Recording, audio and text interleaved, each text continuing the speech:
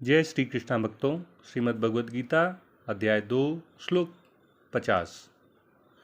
बुद्धि युक्तो जहातीह उभे सुकृत दुष्कृते तस्मात् योगाय युज्यस्व योगः कर्मसु कौशलम। भगवान कृष्ण अर्जुन से समता रूपी बुद्धि योग की महिमा का वर्णन करते हुए कहते हैं कि समबुद्धि युक्त पुरुष पुण्य और पाप दोनों को त्याग देता है, उनसे मुक्त हो जाता है, उसे पाप और पुण्य नहीं लगते हैं। इसलिए तुम समता रूपी बुद्धि को प्राप्त करने के लिए प्रयास में लग जाओ, प्रयत्न करो, क्योंकि समता रूपी योग ही कर्मों में कुशलता है, अर्थात कर्म बंधन से छूटने का उपाय है। भगवान इस श्लोक में अर्जुन को बुद्धि योग, कर्म योग, समभाव की महिमा बता रहे हैं। भगवान कहते हैं कि समता रूपी बुद्धि के प्राप्त हो जाने पर मनुष्य इसी जीवन में सभी पुण्यों और पापों से मुक्त हो जाता है, रहित हो जाता है।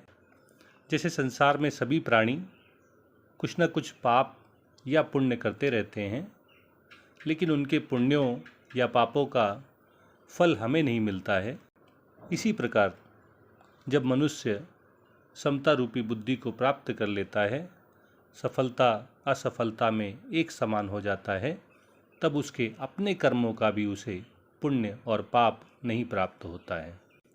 इस तरह वह कर्म बंधन से छुटकारा पा जाता है, जन्म और मरण रूपी बंधन से मुक्त हो जाता है।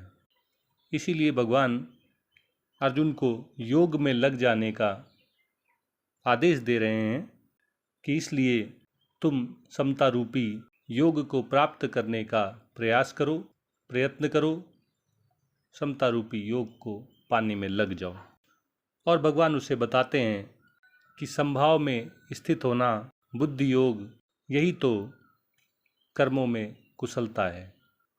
कर्म करते समय यदि मनुष्य समभाव में स्थित हो जाता है, वह सुख दुख, हानि लाभ, सिद्धि असिद्धि में एक समान अनुभव करता है।